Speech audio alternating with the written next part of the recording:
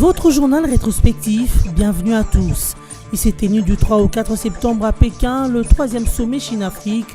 Plusieurs retombées en faveur de l'Afrique et de la RDC. La Chine a promis de disponibiliser 60 milliards de dollars pour participer au développement de l'Afrique. Et le président Xi Jinping dit s'opposer aux ingérences extérieures à l'endroit de la République démocratique du Congo.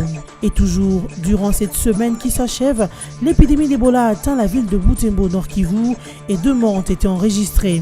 Une propagation rapide de cette maladie est redoutée car Butembo est un carrefour commercial en contact permanent avec les pays frontaliers. Enfin, c'est en début de semaine que les élèves de la RDC ont repris le chemin de l'école.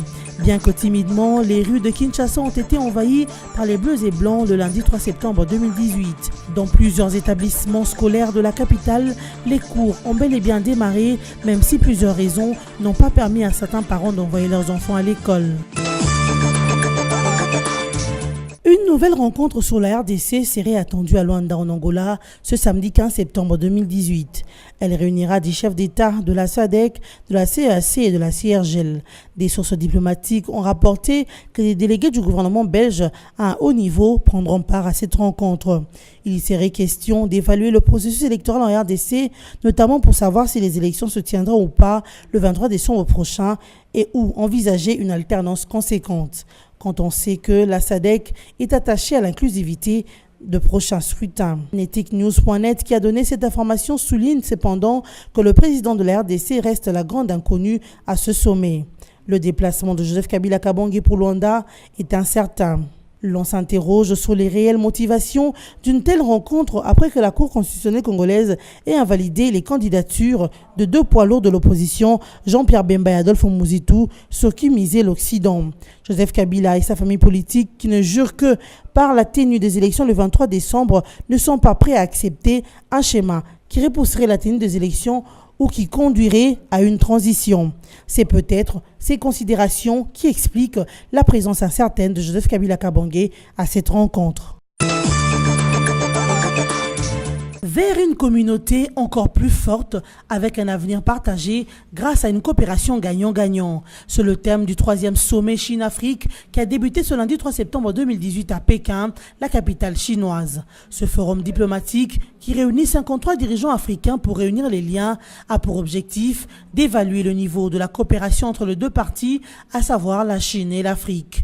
Invité par la présidence chinoise, la République démocratique du Congo est représentée par une forte délégation conduite par le Premier ministre Bruno Tshibala-Nzenze qui a quitté Kinshasa le week-end pour Beijing. Il a été précédé par le vice-premier ministre, ministre des Affaires étrangères et intégration régionale, Léonard Tchéo-Kitundu, à la tête d'une importante délégation à ce sommet qui se tient du 3 au 4 septembre, soit 2 jours.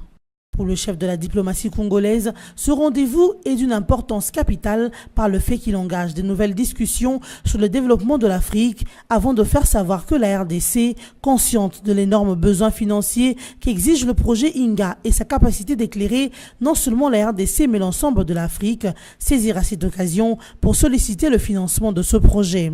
Avec 5 milliards de dollars pour la première action, la Chine est passée à 60 milliards de dollars d'aide à l'Afrique avec comme objectif de booster le développement du continent africain. Pour le vice-premier ministre Léonard Tchéo-Kitundu, l'Afrique doit s'inspirer de la Chine et non la copier avant d'indiquer que l'Afrique doit être conséquente et n'est pas engager sa souveraineté, mais plutôt bien définir les contours d'éventuels contrats avec la Chine en vue de respecter l'aspect gagnant-gagnant.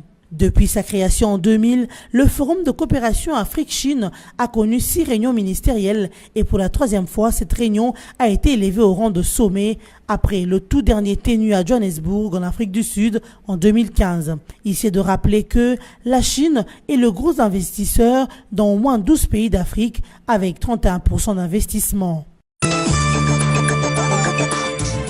Le président chinois Xi Jinping s'oppose aux ingérences extérieures à l'endroit de la République démocratique du Congo.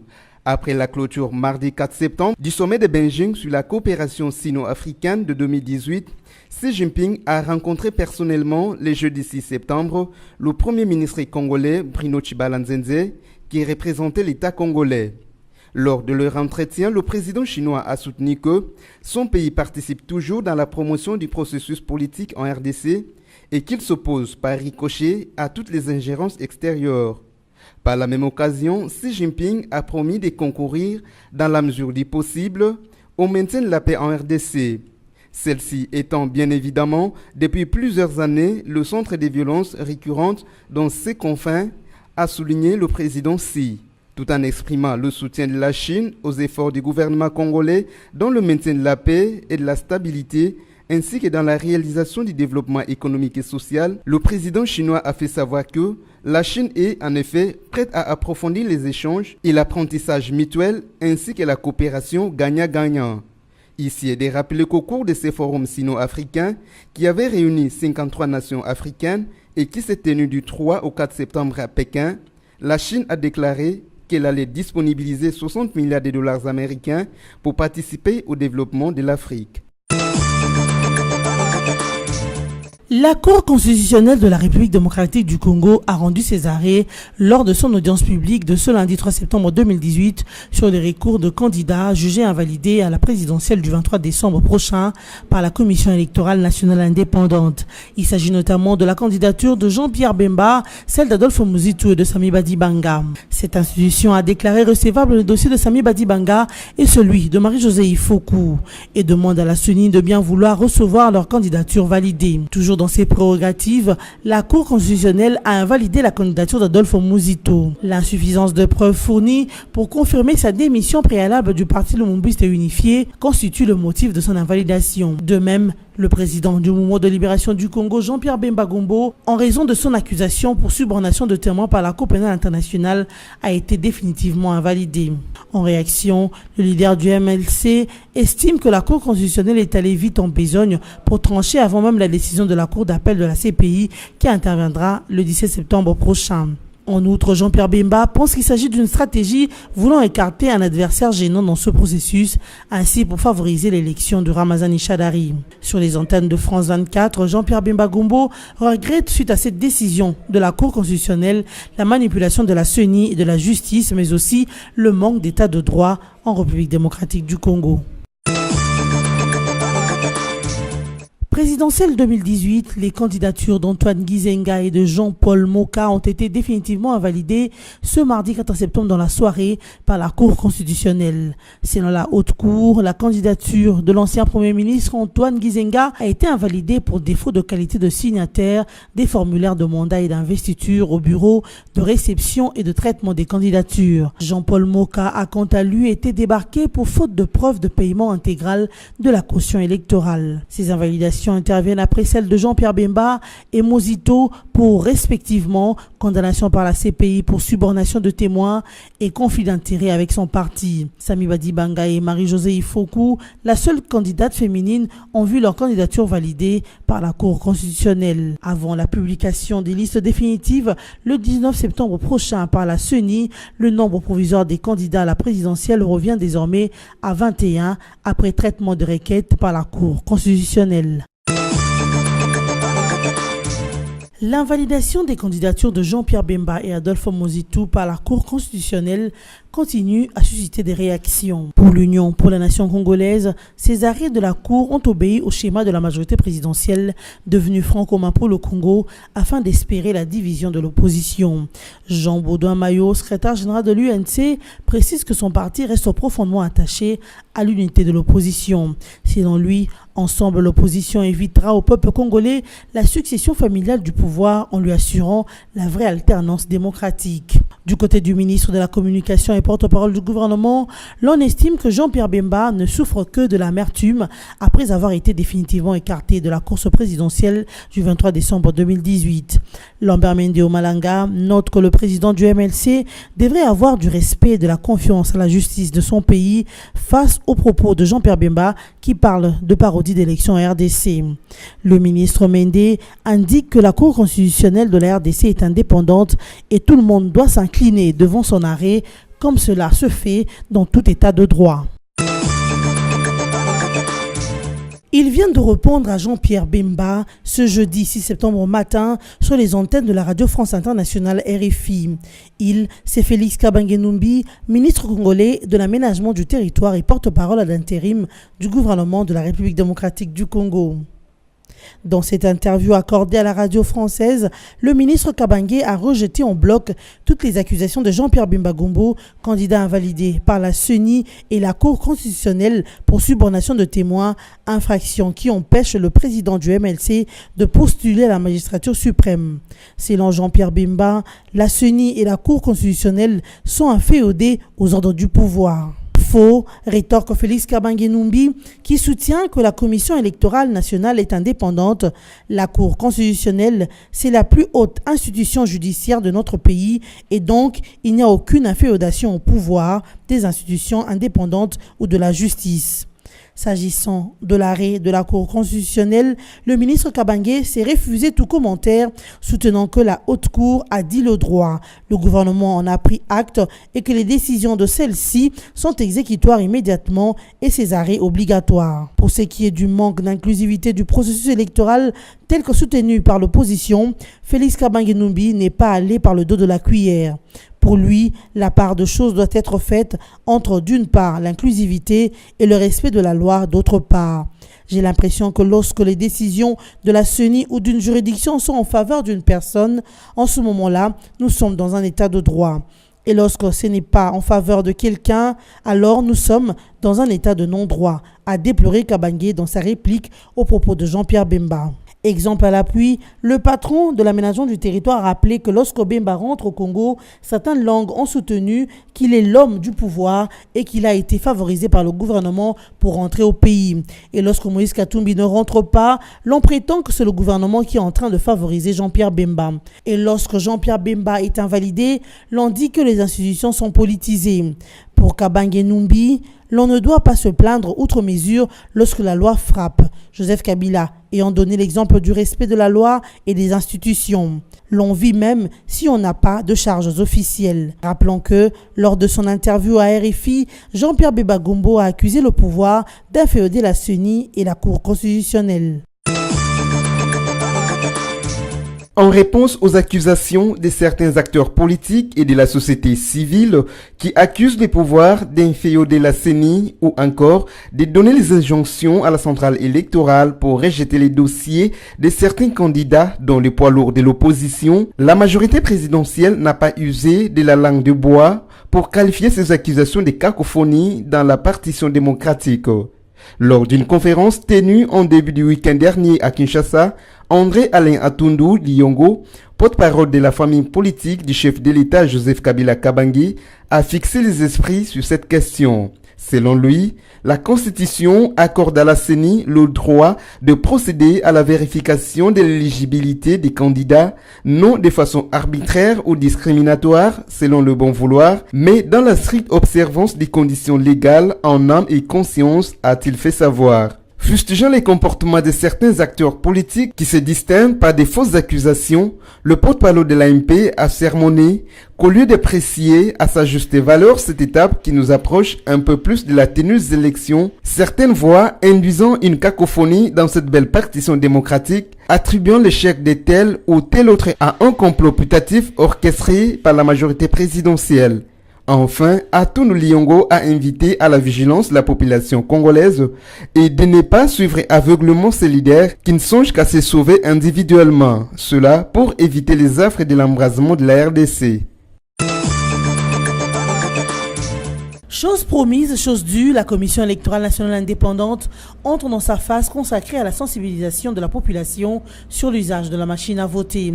Ce samedi 1er septembre 2018, la CENI, à travers son cadre de consultation genre et élection, a sensibilisé les femmes membres de l'Union des femmes commerçantes du Congo sur la machine à voter. Ces femmes commerçantes ont expérimenté cet outil introduit dans le système électoral congolais en prévision de scrutin prévu le 23 décembre 2018. Des explications collectives et individuelles ont été données à ces femmes qui visiblement sont émues par cette expérience. L'Union des femmes commerçantes du Congo a remercié les dirigeants de la centrale électorale pour cette journée de sensibilisation. 2 premiers morts de suite de la fièvre hémorragique d'Ebola viennent d'être enregistrés à Butembo dans le Nord Kivu. Situé à 50 km de la ville de Beni, Butembo a, pour la circonstance, accueilli dans ses murs le ministre de la Santé Oli Ilunga Kalinga, alerté par la propagation de l'épidémie par-delà la ville de Beni. C'est en effet de Beni qu'est partie la femme qui, arrivée à Butembo, est rentrée en contact avec un personnel soignant. La femme a quitté Beni furtivement, ayant refusé de coopérer avec les autorités sanitaires après être tombée malade. Après la mort de ces 2 personnes à Butembo, le bilan de décès du fait de l'épidémie de la maladie à virus Ebola s'élève à 88 morts dans le Nord Kivu. L'on redoute désormais une plus grande propagation de l'épidémie car Butembo est un grand carrefour commercial en contact avec les pays frontaliers comme l'Ouganda. Pour le ministre Oli Ilunga, la survenue de la 2e vague de l'épidémie d'Ebola s'explique par le rejet des instructions et messages de son ministère lors du début de la riposte par les personnes chez qui cette maladie était en phase d'incubation. Déjà en termes de bilan, l'épidémie de l'Est est plus ravageuse que celle observée à l'Équateur où il n'y avait que 33 morts à la fin de l'épidémie le 24 juillet dernier. 100 millions de dollars américains, c'est le montant dont va bénéficier la République démocratique du Congo dans la lutte contre les violences sexuelles et sa prévention. C'est ce qu'a fait savoir dans un communiqué la Banque mondiale qui a octroyé cette somme. Cette offre rentre dans le cadre des projets de prévention et de lutte contre les violences sexistes en RDC. Un programme financé par la Banque mondiale à hauteur de 100 millions de dollars dans le cadre de l'Association internationale de développement IDA. Pour ce faire, 4 provinces sont à cet effet ciblées. Il s'agit du Sud et Nord Kivu, du Maniema et du Tanganyika. Au total, 795 000 personnes sont bénéficiaires de ce projet, parmi lesquelles 400 000 femmes et filles, indique-t-on dans ce communiqué. Au-delà de la prévention et la lutte contre les violences sexuelles, les projets entendent aussi promouvoir l'égalité hommes-femmes afin de susciter les changements des comportements. Ici est de souligner qu'en RDC, 74,8% des femmes contre 59,5% d'hommes trouvent normal qu'un mari tape sur sa femme. Ainsi, l'implication des hommes dans cette lutte permettra à ce que la question des violences ne soit pas l'affaire d'autres privés, mais qu'elle concerne toute la collectivité. L'épidémie à virus Ebola à laquelle fait face la République démocratique du Congo exige de mesures fortes afin d'éviter sa propagation. Vaut mieux prévenir que guérir, dit-on, ont compris plus d'un Congolais. Et ce qui justifie la multiplicité des campagnes de sensibilisation à travers les coins touchés et ceux non touchés par ce mal, dans le but de donner aux Congolais les armes nécessaires pour une prévention efficace. Les mesures d'hygiène qui sont apprises dès le bas âge sont celles qui restent gravées dans la mémoire.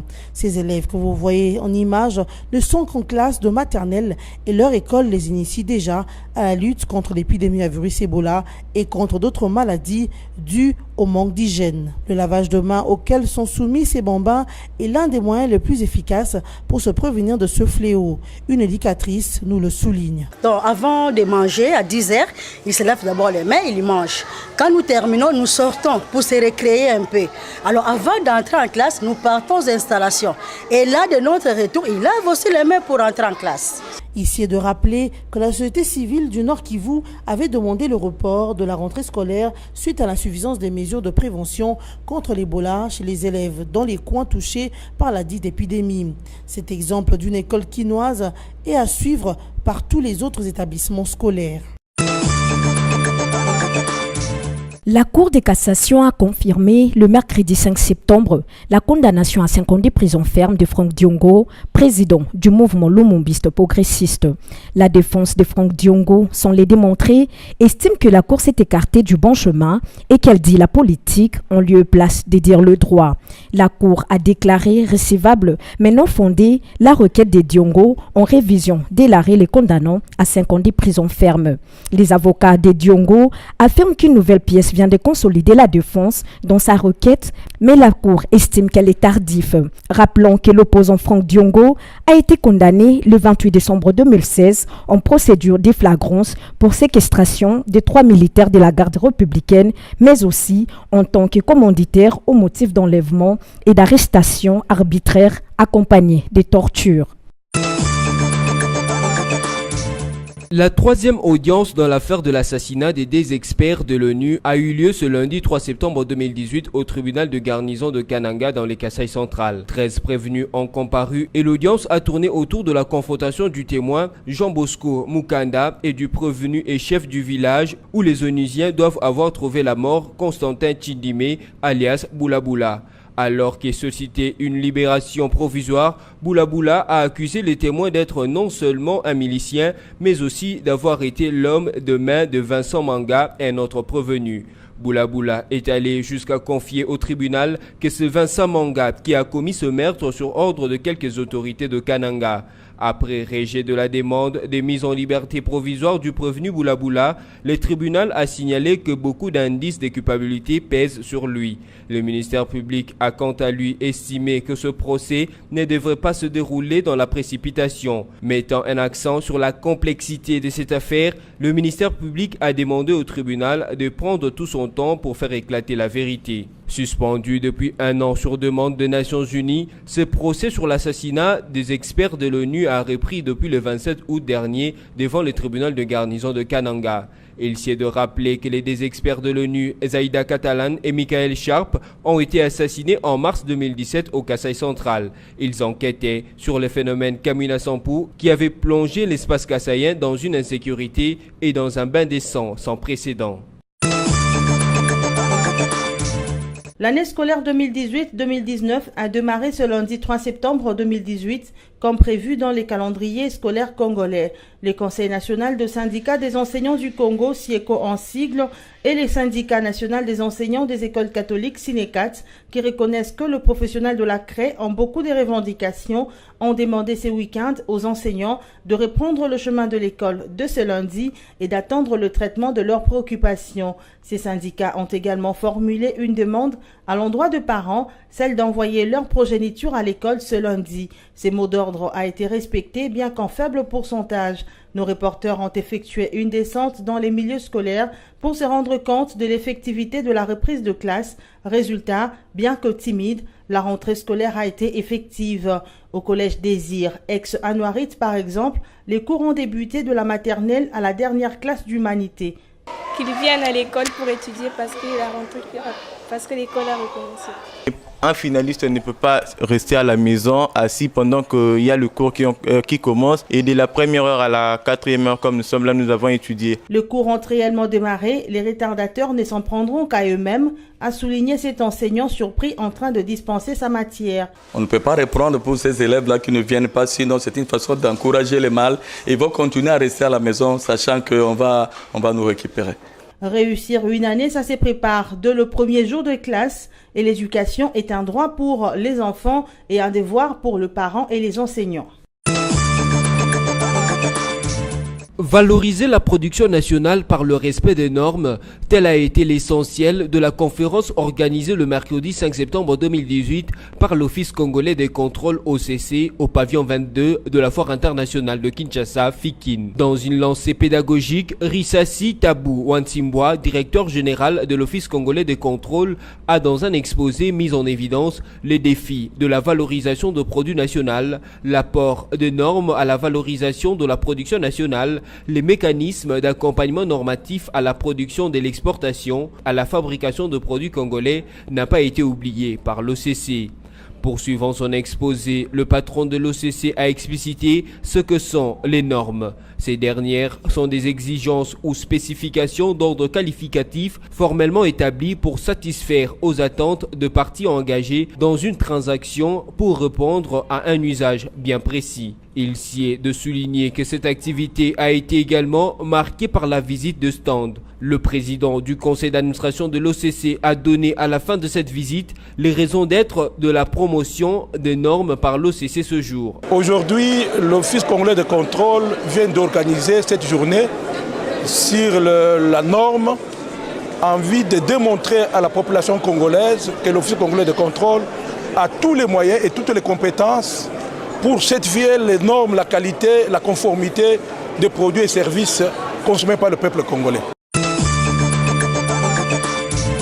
Mesdames et messieurs, voici à présent le rappel des titres de la semaine. Il s'est tenu du 3 au 4 septembre à Pékin, le 3e sommet Chine-Afrique. Plusieurs retombées en faveur de l'Afrique et de la RDC. La Chine a promis de disponibiliser 60 milliards de dollars pour participer au développement de l'Afrique. Et le président Xi Jinping dit s'opposer aux ingérences extérieures à l'endroit de la République démocratique du Congo. Et toujours durant cette semaine qui s'achève, l'épidémie d'Ebola a atteint la ville de Butembo, Nord Kivu, et 2 morts ont été enregistrés. Une propagation rapide de cette maladie est redoutée car Butembo est un carrefour commercial en contact permanent avec les pays frontaliers. Enfin, c'est en début de semaine que les élèves de la RDC ont repris le chemin de l'école. Bien que timidement, les rues de Kinshasa ont été envahies par les bleus et blancs le lundi 3 septembre 2018. Dans plusieurs établissements scolaires de la capitale, les cours ont bel et bien démarré, même si plusieurs raisons n'ont pas permis à certains parents d'envoyer leurs enfants à l'école. C'en est fini pour ce journal rétrospectif. Merci de votre attention.